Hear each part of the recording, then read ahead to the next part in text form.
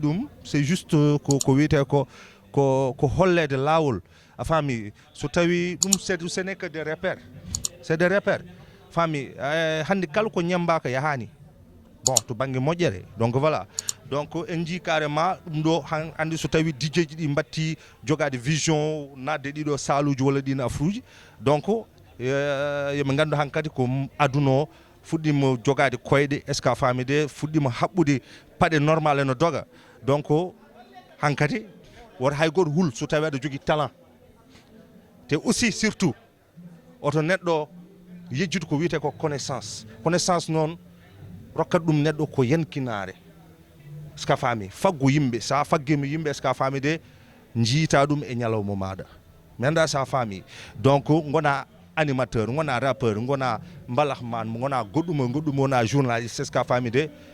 woto ko fun yankino est ce que a faami de par ce que ko wiyete ko yankinare walla diccade haɗata so tawi a haftima kadi ma naworo ko wiyete kuppima tigui rigui donc ko ɗum joguinom ko mbeɗa haala on message mbaɗimi jiiɗumi wadde véhiculé pour yimɓeɓe mbawa famirde noon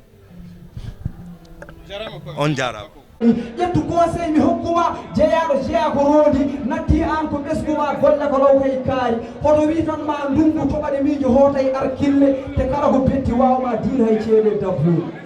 donc juste aussi ko wettade juste won message sommo jimmi wadde lancé par ce que ok ganduɗa ɓe jaawi arde ɗo ngam ɗoftade waktu moɓe tottono nde ɓe gari jonde mabɓe juuti eɗen jafnoɓe ɗum ɗon saabu joɗɗinde mawɗo ko juuti welani dakaru noon kadi ena faamo de tawno wona mi habtima mi ummima tan mi yettima saaha aɗa hokko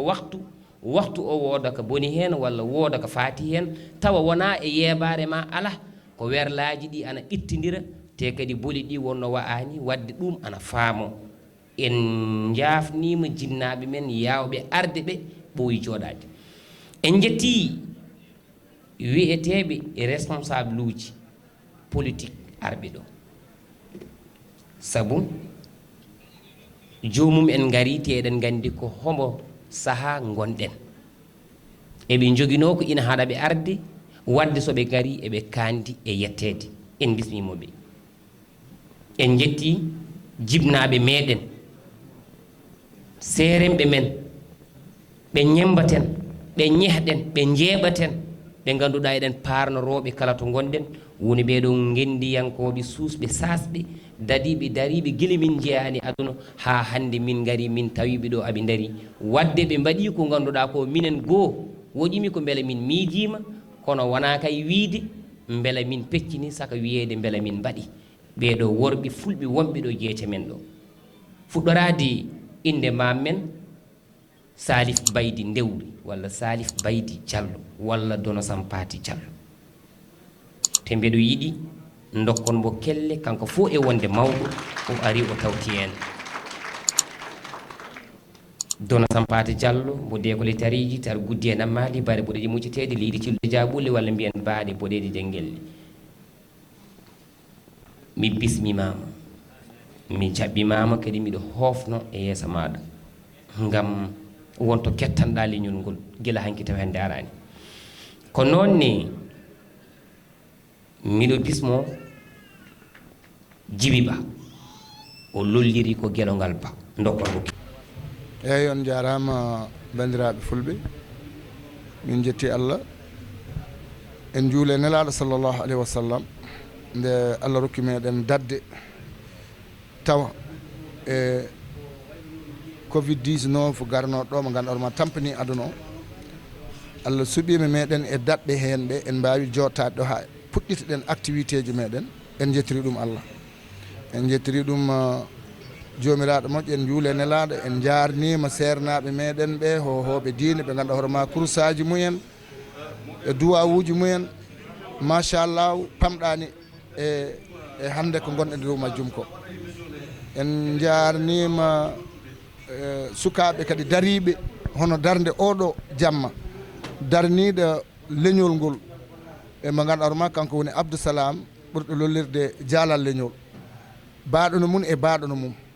waɓene mum e sukaɓe dariɓe dadiɓe ɓe gaccani ɗemgal mumen fanoriɓe ɗemgal mumen haaloɓe ɗemgal mumen titiriɓe ɗemgal mumen e nder leñol ɓiɓɓe fulɓe andaɓe hen kadi e nder leñol mumen e kadi e leƴƴi goɗɗi fof ɗum noon Abdousalam on ɗon soko tawi woni hande jamma anniversaire mum waɗi invité nalankoɓe leñol ngol eywa noddi Abou Djouba de sukaɓe ɓe mbaɗa ko poti wadde ko Abou Djouba ora waɗa ɗum animé tawta ko haysa wona hay hunde ko weltare e dañanmi hen saabu alama jiɗmi gollanade sona jiɗɗo leñol ngol alama jiɗmi gollodirde sona leñol jiɗɗo leñol ngol alama jiɗmi yaade sona jiɗɗo leñol ngol ɗum noon Abdousalam kay soko tawi woni waɗi oɗo jamma hande le 30 lewru witendu octobre jaggi ɗum min jaggadi ɗum mine mum e honorable député Aliou Dembourou Lella teddinirde aussi Abdoulaye Daouda Diallo e sehilaɓe fulɓe sukaɓe yontaɓe e leñol ngol teddinirde ɗum hen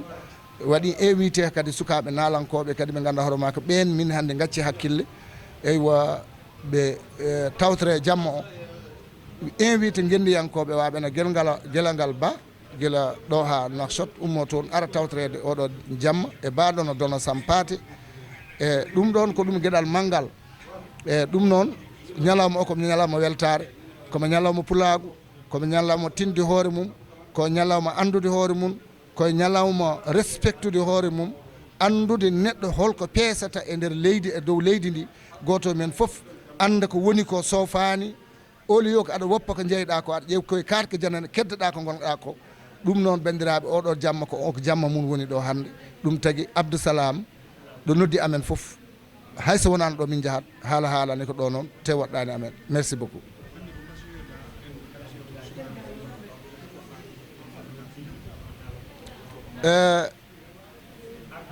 jarnade leñol ngol tan kadi ruttade jarnade ɓe tan jarnade kadi ne mawɗo leydi ndi président de la république kanko ngar ponnomi adrade nde wonno soko tawi gamri lire so yooɗi ina wawi taw ko yumma jaggue balaɓe he enen sen mbawi hande jogade weltare e weytade e yidde wadde ko mbatten ko koye yamirore président de la république ɗum noon wasiyade leñol ngol tan ko tinnade e diine mumen ko adi foof tinnade e liggorɗe meɗen tinnade e laddeji men ɗi jeyɗen ɗi tinnade e ganduɗa hoorema e gonko men ɗemgal men fanarade eko jeyɗen ko sa fanarima ka jeyani ya andu wonko ɓalwata hen par ce que won goɗɗo nani to nani joɗiɗo pourtant o ko jogui ko minen jeeyi ɗum noon ƴettu ko jeyɗa ko on sanga ɓuuro yodde maɗa e leñol ngol usto e maw kala ganduɗa hoore ma no addana neɗɗo so haali ɗum ina joopi konngol maw yo yimɓeɓe yo neɗɗo rento ɗum nde tawno kala ko jiiɗa saɗa haala ma defe e hakkille yorto e ɓernde ɗemgal yaltina soko tawi woni a defani ɗum e hakkille maɗa rewnani ɗum e ɓernde maɗa on sanga sa haali ina wawi mbaɗare guerete ko kalɗa ko ɗum noon ndeneɗen image uji bonɗi ndeneɗen haalullaji bonɗi en jeeya ƴattoje en jeeya kuddi en jeeya malloje en jeeya famɗodirde en jeeya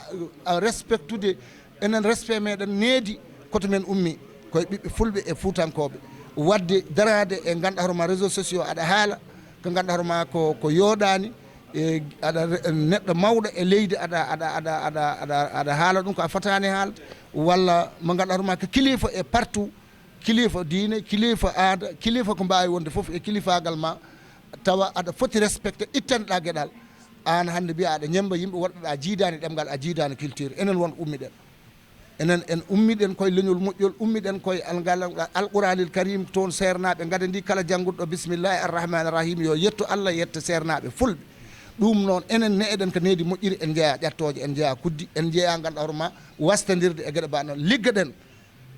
liggoɗen janggen ɗemgal men jangginen ɗemgal men liggoɗen liggey woni important sa ala liggey ala hay wonde neɗɗo kala mba ala yakar hayso tawi ko joguima ɓiɓɓe sappo goto mo ganduɗa hoorema ligguiɗo waɗi fulla e fayida on ɓurata do'onade haala ni keddi ko neɗɗo yo liggo sa ala liggey a wona hay hunde